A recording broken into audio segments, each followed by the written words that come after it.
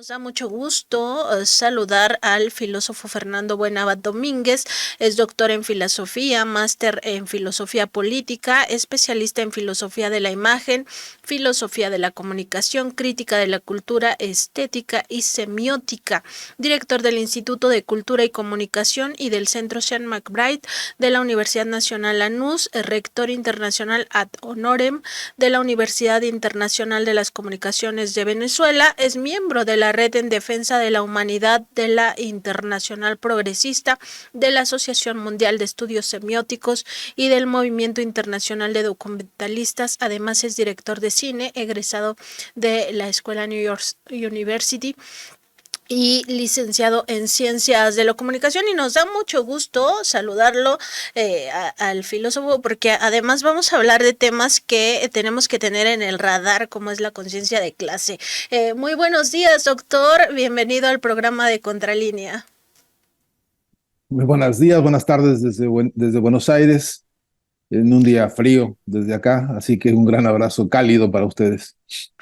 Doctor, pues justo nos interesa mucho continuar con estas discusiones en torno a cómo debemos enfrentar el futuro en un país como México, entendiendo también todo el contexto internacional en el que estamos inmersos, pero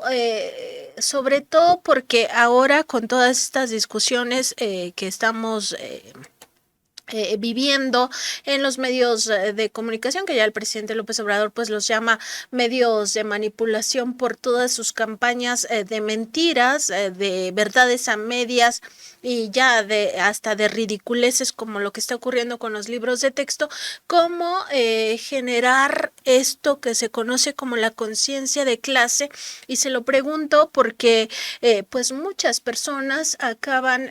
por esta falta de conciencia de clase justificando al opresor. Esto que pues en ningún país es ajeno,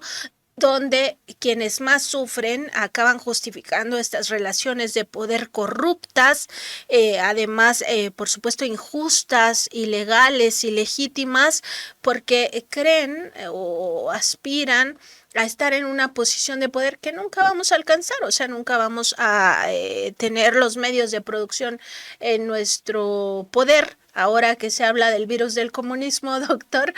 pues preguntarle eso: ¿cómo construimos conciencia de clase con medios de comunicación en contra, con todo un aparato ideológico que tiene mucha penetración todavía en ciertas clases sociales?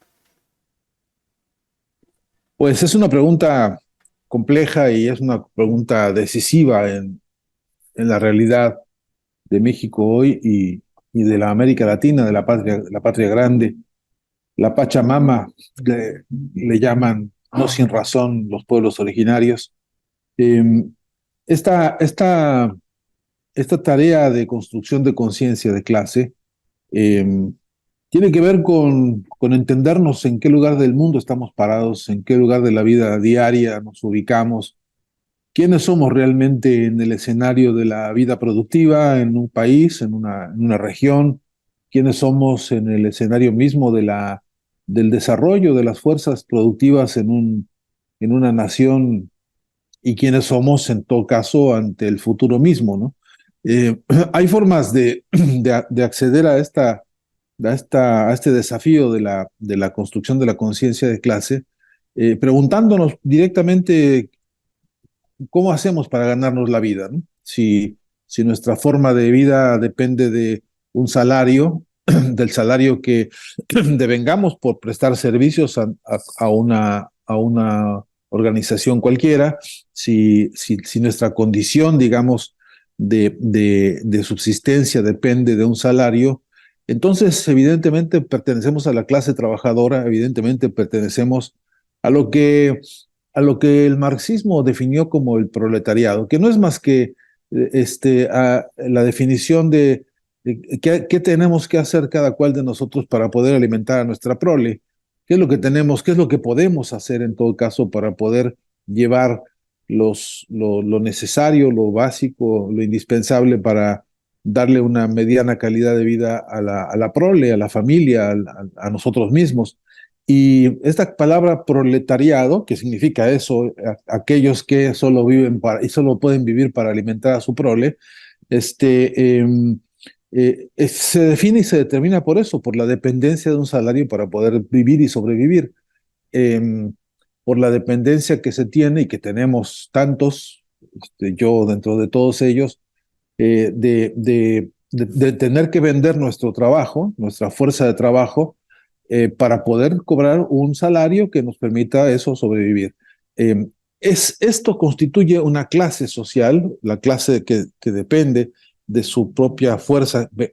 para venderla en un mercado y poder sobrevivir,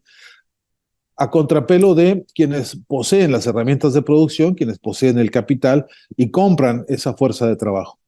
Por lo tanto, habría en primera instancia dos grandes unidades para entender conciencia de clase. Aquellos que son los que compran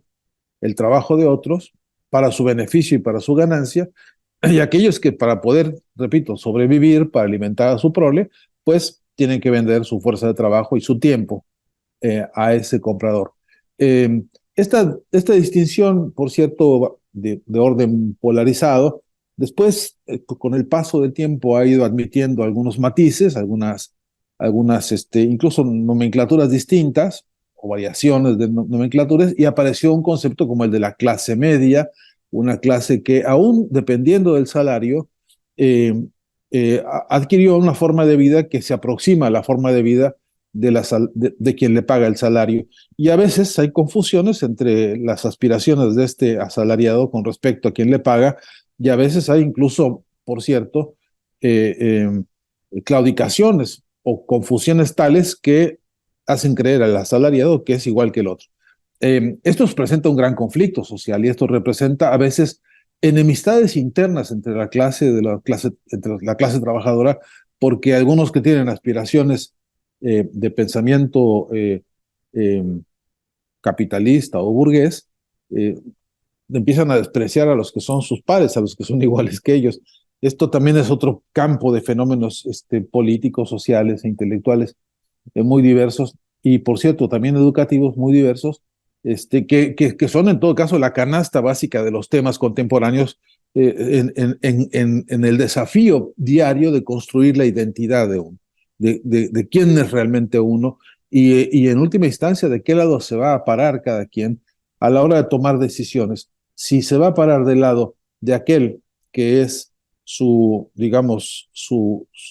el que le paga el salario, aquel que es el dueño de las herramientas de producción, el dueño del capital, o si uno se va a parar al lado de los pares, de los propios, de los suyos, con los que tienen una identidad de clase, y entonces luchará por todo aquello que beneficie a los suyos, pues a sus iguales. Esta es otra discusión política de nuestro tiempo, y de hecho, las conformaciones tanto de partidos políticos y incluso de algunas religiones se basa en esta distinción de qué lado nos vamos a poner a la hora de tomar decisiones centrales sobre la calidad de la vida, la dignidad de la vida y sobre todo la distribución de la riqueza que producimos entre todos con nuestro trabajo, que esta es una discusión también central y que se cristaliza y se expresa directa y francamente en los idearios, repito, de las formaciones políticas y económicas en todo el planeta. Es una disyuntiva de nuestro tiempo y cada vez es una disyuntiva más aguda y cada vez es incluso una contradicción social más tensa, en algunos lugares muy violenta, que solo se resuelve en términos de organización social, en términos de preponderancia y en términos de la jerarquía, porque o soñamos y luchamos por el bienestar, el beneficio, la comunidad y la felicidad de unos pocos, de unos cuantos dueños de todo, o nos comprometemos con una lucha y un conjunto de convicciones humanistas que nos abarquen a todos, incluyendo a los otros, y que ese abarcar a los otros implique, sí, abarcarlos en igualdad de oportunidades, pero principalmente en igualdad de condiciones. Y esta es la disyuntiva de nuestro tiempo. Este es el debate que hoy, por suerte, todavía en algunos países es posible dirimir en términos democráticos, en términos de participación social abierta a través del voto, pero la condición, insisto, la precondición política necesaria es que definamos de qué lado nos vamos a poner y a favor de quién queremos poner nuestro voto, nuestra contribución democrática, si es para beneficiar a un sector pequeño, reducido y que tiene todo, o para solidarizar e integrar una fuerza más grande entre todos los que somos, en todo caso, asalariados y que dependemos solamente de nuestro trabajo para tratar de sobrevivir de la mejor manera posible. Doctor, también, pues es que me parece aquí importante en las reflexiones que tengamos que hacer como sociedad, como comunidades, entender por qué es tan difícil algo que no debería de serlo, que es comprender en qué lugar nos encontramos. Hay una frase que a mí me parece que ilustra esto, que es justamente ver quién es fifí y quién no es fifí para reducirlo a términos que todos comprendemos por ya el discurso que ha permeado a partir de las conferencias matutinas del presidente López Obrador. Y había alguien que decía, si tú tienes en tu cuenta bancaria 1,000,000,000 de pesos, entonces eres parte de los fifís, ¿no? Si no tienes esa cantidad, que evidentemente casi nadie la tiene, entonces no eres fifí. Pero ¿por qué nos ha resultado tan difícil comprender nuestro lugar en el mundo y acabar justificando a esos que nos explotan, que además nos engañan sistemáticamente?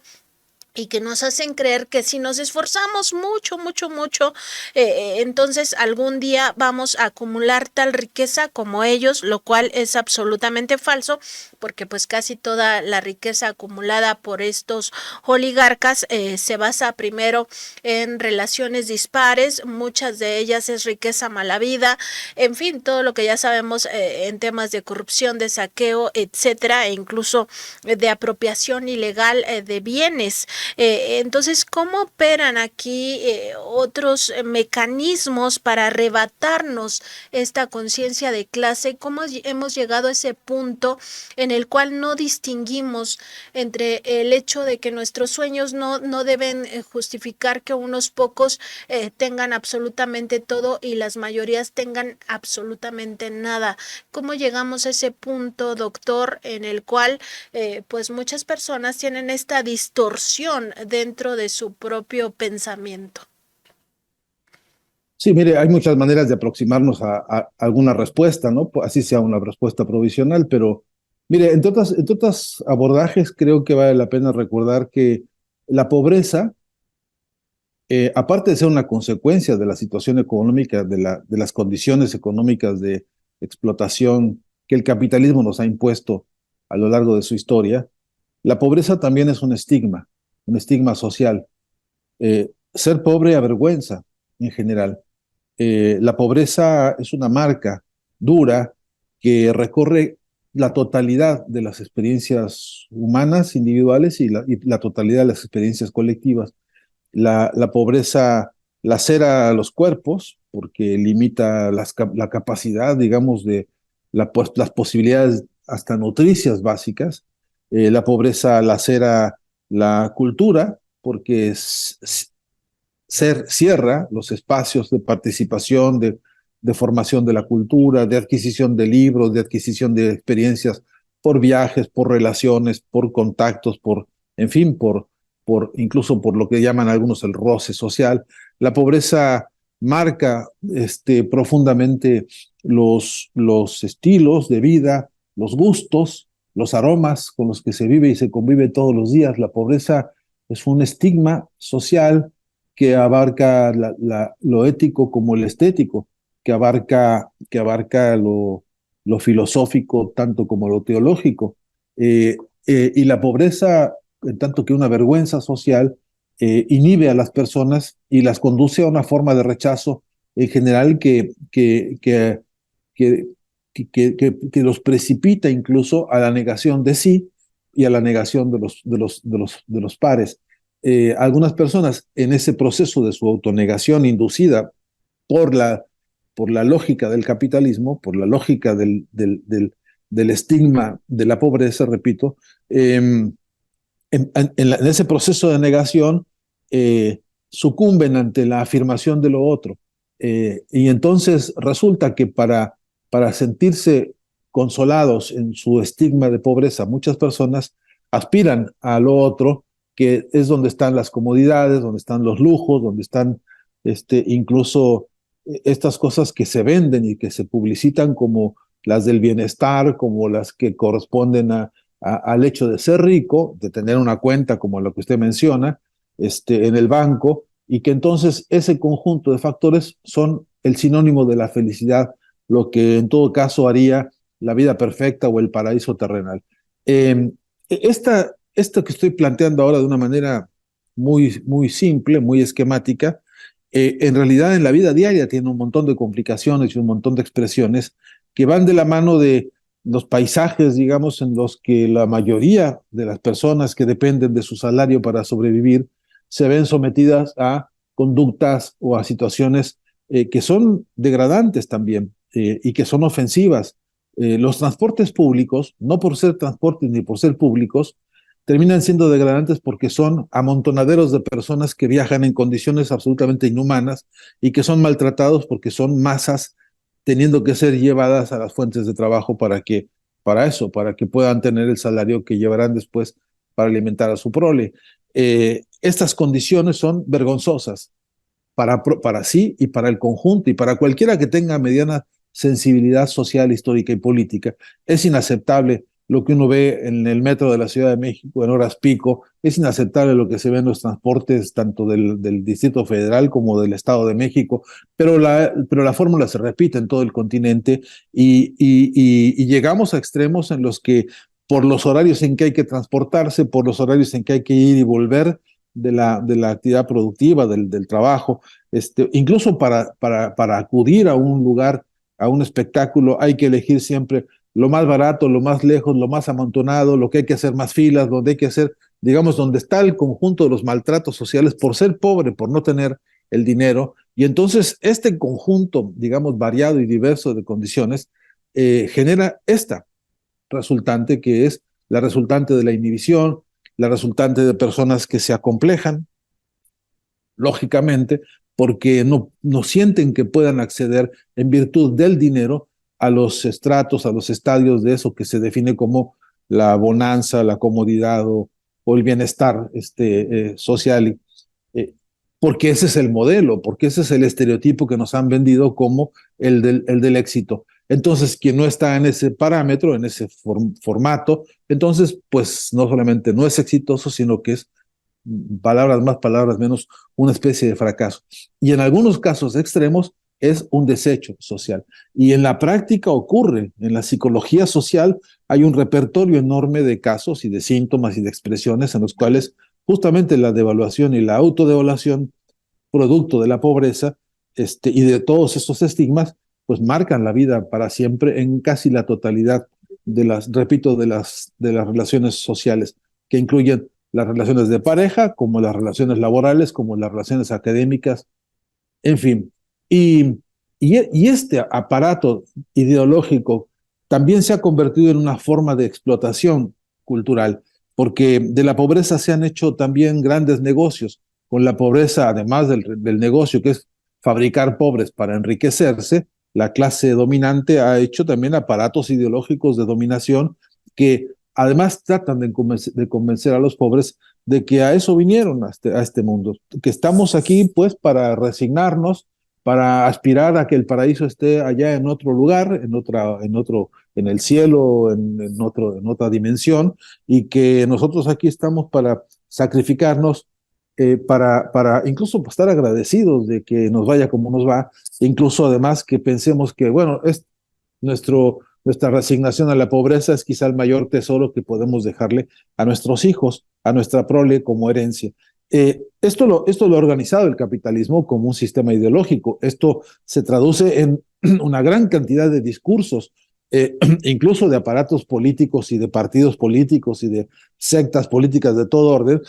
Se ha convertido, digamos, en la sustancia filosófica con la cual venden sus proyectos y venden sus organizaciones y compran sus candidaturas. A costos altísimos, por cierto. Pero la lógica siempre es, bueno, sí los pobres organizados para ir avanzando de a poquito, aguantando las situaciones más adversas, incluso las evidencias del hurto, las evidencias del saqueo, las evidencias del arrebato de las riquezas del trabajo y de la naturaleza, a cambio de, bueno, estar calladitos, resignados e ir quizá progresando muy poquito, como dicen, gracias a que derrama o se derrame la riqueza desde arriba hacia abajo, gracias a que alguna buena voluntad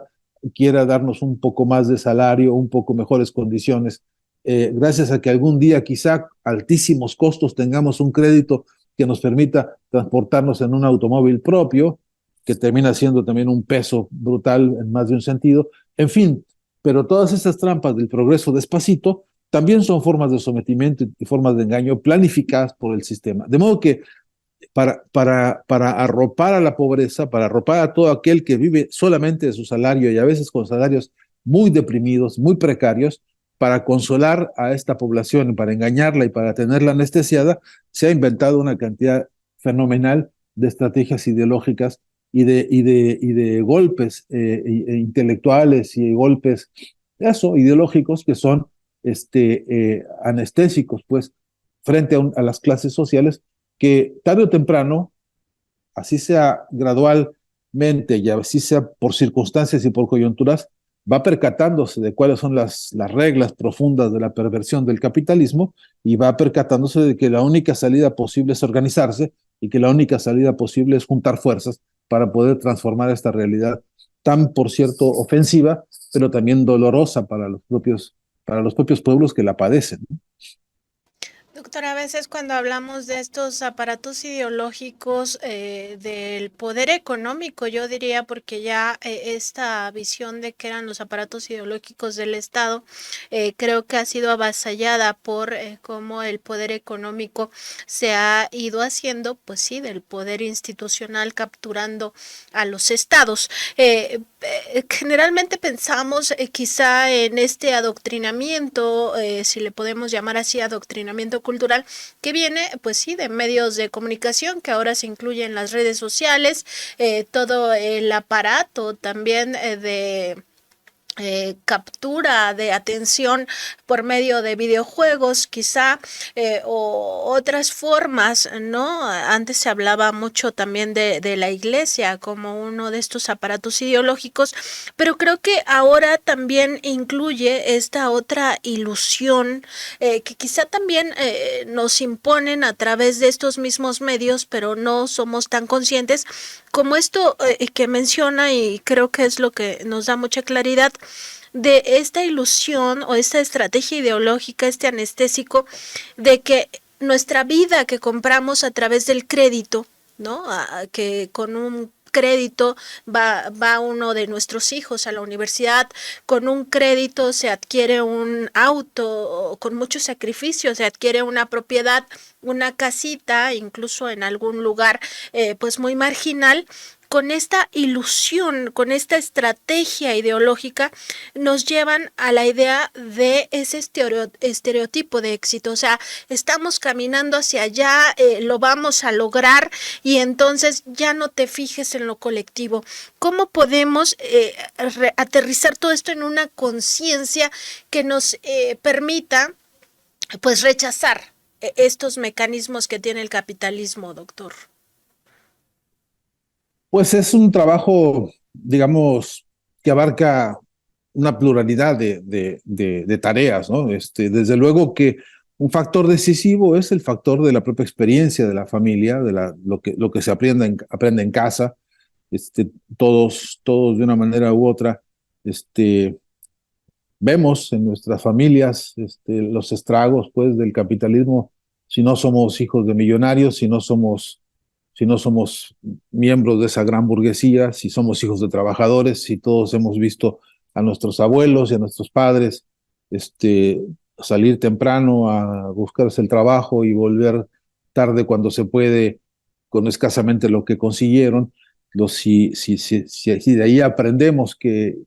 en ese entregar la vida a cambio de tan poco, hay un sinsentido, que es el sinsentido del capitalismo mismo recrudecido en la vida diaria. La pregunta es, ¿en dónde están los resortes que nos permiten cobrar conciencia de que esto es una injusticia, de que esto es absolutamente indebido, de que es inhumano, pues, y que tarde o temprano uno entiende que esto es inaceptable.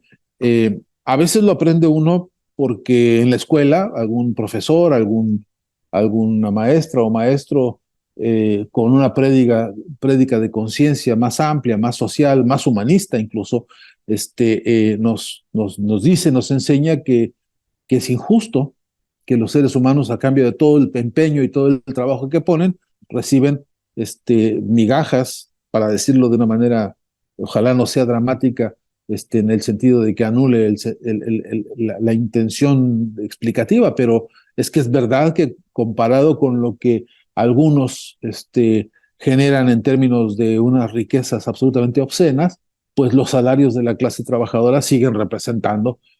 apenas un porcentaje mínimo de lo que en términos reales pasa con la riqueza concentrada hoy en el planeta, por ejemplo, en apenas 100 nombres, 100 personas que son dueños de la inmensa mayoría de las riquezas del planeta y que se las han adueñado no porque sean ni más genios, ni más virtuosos, ni más santos, se las han adueñado porque tienen armas, porque tienen cómplices, porque tienen mafias que se han dedicado a eso, a robarle a la clase trabajadora el producto de su trabajo. A veces uno lo aprende, repito, porque se encontró un profesor en la escuela primaria. Yo recuerdo a un par de ellos y de ellas que estaban siempre ocupados y preocupados por explicarnos que no debía uno resignarse a estas condiciones de explotación y de miseria. Alguna vez en las escuelas secundarias recuerdo haber visto también profesores y recuerdo haber aprendido de compañeros que a mí me han educado muchísimo, mis amigos y compañeros de las escuelas, al respecto de ir entendiendo la dimensión compleja de la injusticia que es el capitalismo, ¿no? Y también uno se encuentra, algunas veces con mayor o con menor fortuna, con algunas fuentes de información a las que hay que darle atención para poder de ellas leer y aprender y ir amasando esto que se llamaría, provisionalmente lo propongo ahora, pensamiento crítico frente a esto que nos pasa. Es un proceso, Nancy, un proceso lento, es un proceso profundo. Decía Einstein, es más fácil desarmar un átomo que un prejuicio, ¿no? Y es cierto que a veces muchos de los prejuicios con que hemos crecido y que nos han impuesto pues la ideología del aparato del Estado y del aparato burgués, nos cuesta mucho trabajo desarmar porque nos confronta, porque nos exige una autocrítica también, nos hace preguntarnos, y mientras tanto, ¿qué hacemos nosotros? Y mientras tanto, ¿qué hemos hecho? Y mientras tanto, ¿qué hemos propuesto? Mientras tanto, ¿qué hemos hecho pues para encontrar movimientos de masas o corrientes de masas con los cuales sumarnos a estos pasos de transformación? Algún ejemplo claro me parece que es el que tenemos en México hoy, ¿no? Que estamos viviendo la novedad extraordinaria social e histórica de ver naciente todavía, muy en la fase, digamos, embrionaria, pero finalmente una fase de crecimiento de lo que llamamos revolución de la conciencia, donde parecería que cada vez más personas, cada quien con sus herramientas, cada quien como puede, cada quien donde puede, va encendiendo pequeñas luces en su cabeza, en su imaginación, en su conciencia, y va orientándose, así como se orientan masas y se han orientado masas que, por ejemplo, han propuesto un proyecto político que se llama Cuarta Transformación. Todavía creo es un nombre muy grande para lo que objetivamente está pasando y no le falta el respeto ni a los impulsores de esto ni a sus líderes, pero ciertamente, objetivamente, estamos en los primeros muy preliminares pasos de esa importante cuarta transformación. Que por cierto, y hay que decir, parte de la revolución de la conciencia, Nancy, es, y me parece de urgencia central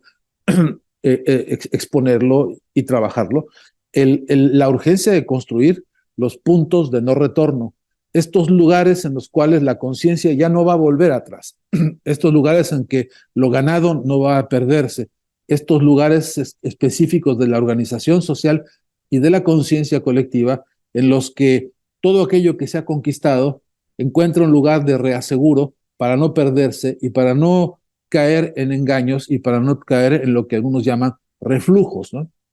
Y es tan importante esto porque, visto y pensado ahora mismo en el escenario político de México, con las tantas cosas que se han logrado, con las muy importantes victorias políticas, económicas, sociales, históricas y morales que se han consolidado, por cierto, todavía la cuesta es muy hacia arriba y hay muchísimas cosas que consolidar y que asegurar, pero principalmente para que no haya retrocesos. No, México ya no puede aceptar un retroceso hacia, por ejemplo, lo que vimos durante tantas décadas de grotescas, décadas de robo, de hurto, de sometimiento del país a los caprichos de un partido burocrático y entreguista como fue el PRI y luego su primo hermano el PAN, y luego todos los asociados que hemos visto denigrarse, pues históricamente, México no puede de ninguna manera aceptar volver a eso. Y entonces el único camino posible es que con conciencia de clase, con conciencia histórica, con revolución de la conciencia, propender a no solamente ratificar el rumbo, sino a exigir que los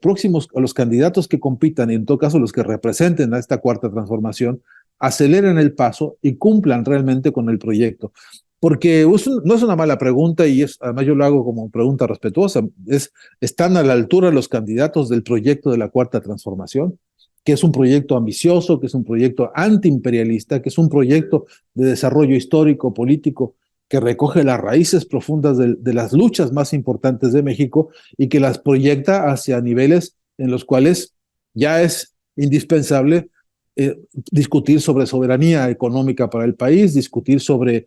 independencia educativa, por ejemplo, para el país, discutir sobre desarrollo e independencia tecnológica, porque tenemos una independencia histórica que es la de la Cuarta Transformación, porque tenemos el proyecto de independencia de Juárez, que luchó abierta y de cara, abiertamente y de cara a imperios invasores, porque tenemos la herencia de una revolución social de origen agrario, rural, indígena, campesino, que todavía no tiene resueltas sus demandas históricas y que tiene que responderse y resolverse cuanto antes, y porque tenemos la figura de Cárdenas que recuperó, entre otras cosas, recursos naturales para ponerlos al servicio del país. Si toda esa amalgama de herencias independentistas, de autogestión y de soberanía, hoy están demandando que cualquiera que sea, ella o ellos, candidatos y que sea el referente de la estrategia electoral en México, tiene que estar a la altura de la cuarta transformación, porque esa altura va a ir creciendo, va a ir dinamizándose y va a ir avanzando de manera dialéctica, como se dice correctamente, una y otra vez, poniendo la vara más alta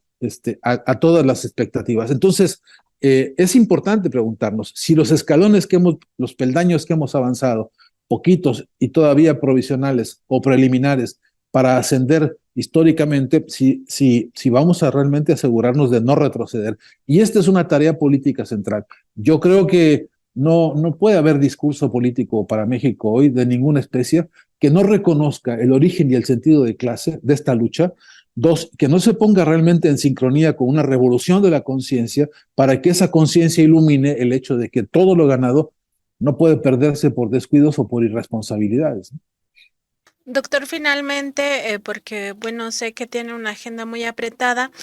preguntarle cómo pues aterrizar todas estas ideas de la revolución de la conciencia, incluso la reivindicación de la pobreza, ¿no? Que no nos sintamos avergonzados por nuestro origen, sino más bien que entendamos cuál es nuestro lugar en esta sociedad, en este país, en el planeta en general, y eso nos lleva a reivindicar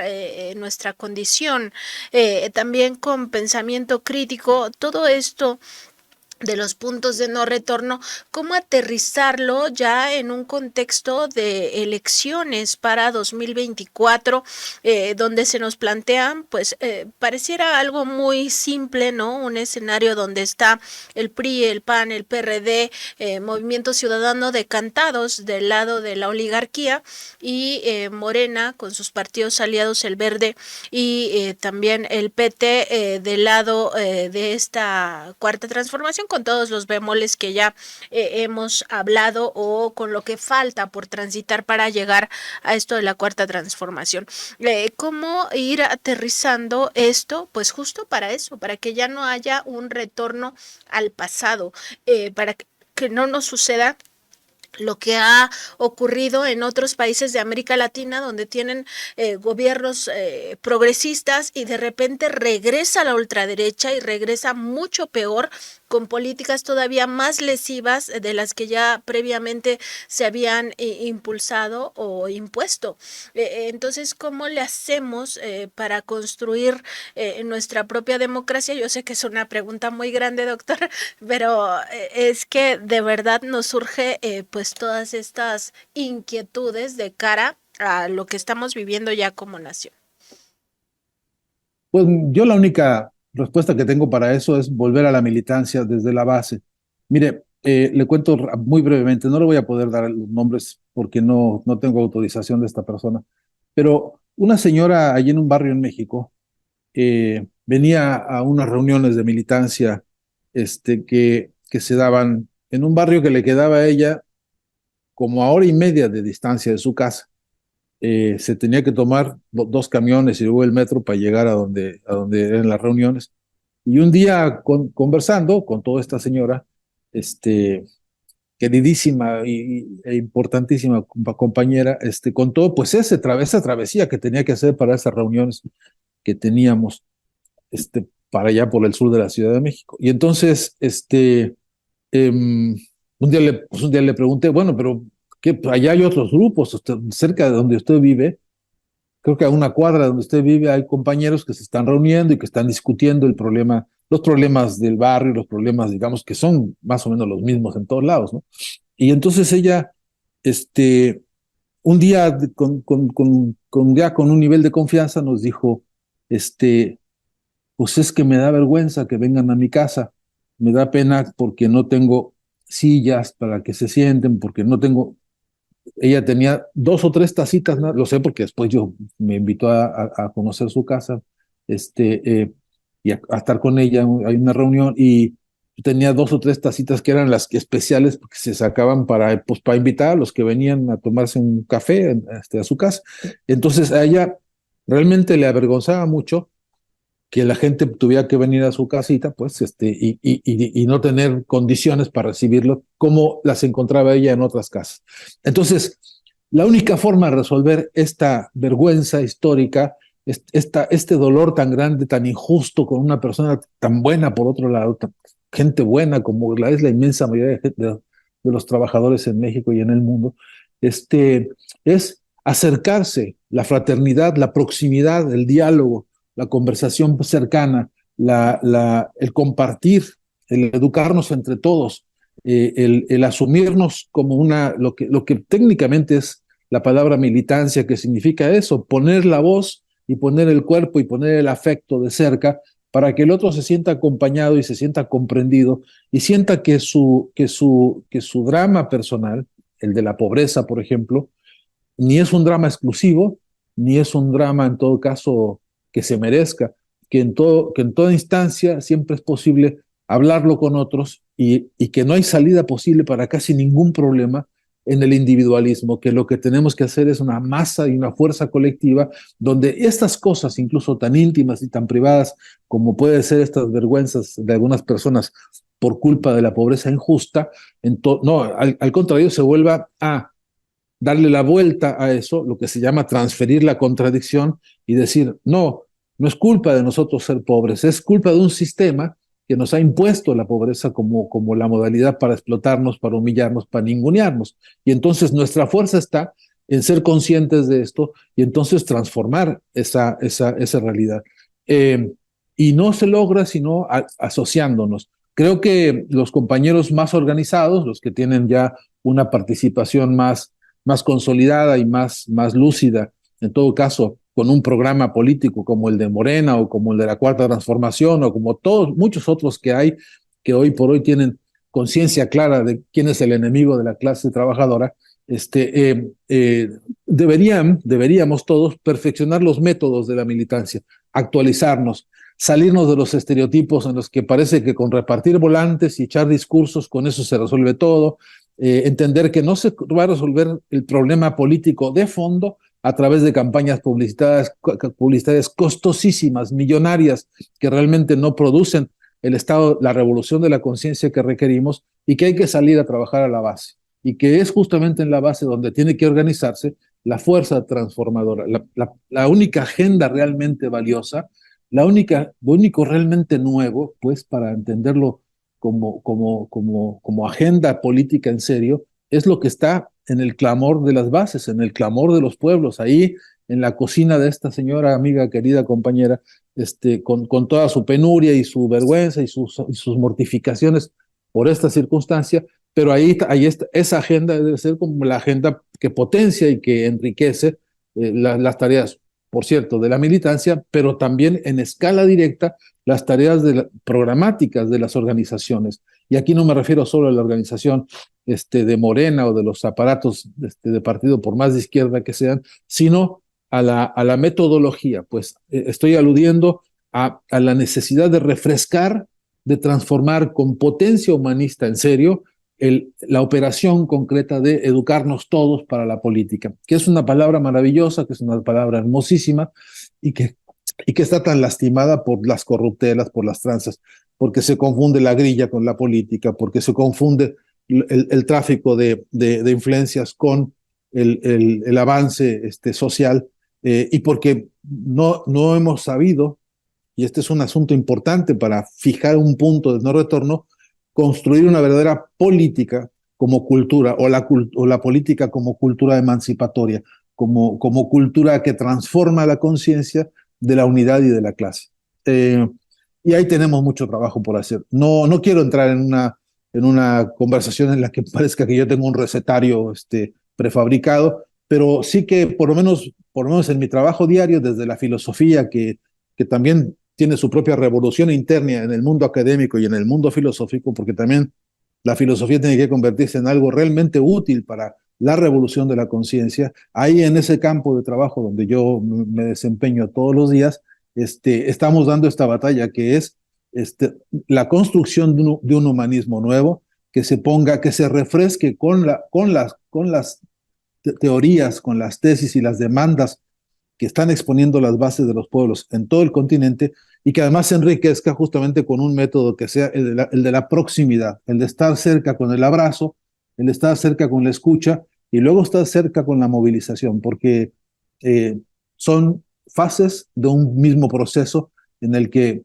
mucha escucha, mucho abrazo, pero después si no se pasa a la acción, de nada sirvió. Necesitamos en México hoy un caudal potente, vigoroso de votos